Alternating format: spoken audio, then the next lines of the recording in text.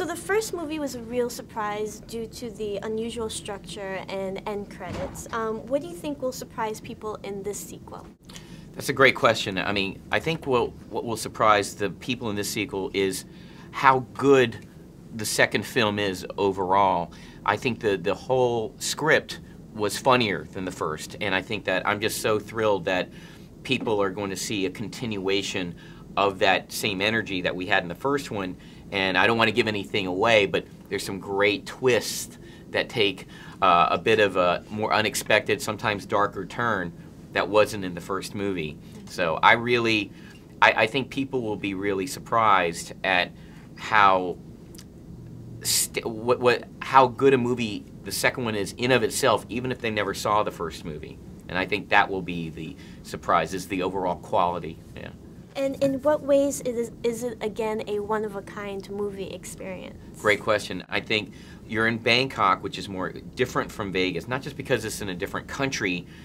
There's different details of Bangkok. It never closes. You know, it's all night. It's all 24 hours a day, and I think that it takes a bit of a. I feel like The Hangover is like the Star Wars series, and this one is The Empire Strikes Back, which is a bit darker sometimes. So everyone remembers their first hangover. Do you remember your second hangover, and can you tell us about that? That's a great question.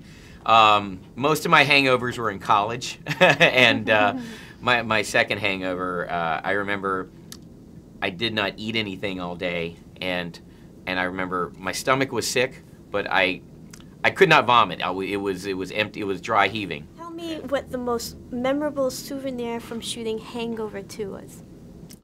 Memorable souvenir, I don't have one. I do have, my favorite memory is the fact that my wife got to join me while I was shooting Hangover 2 in Bangkok.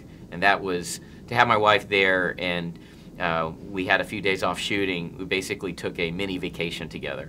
So that was my favorite part of my favorite memory of shooting the movie off camera.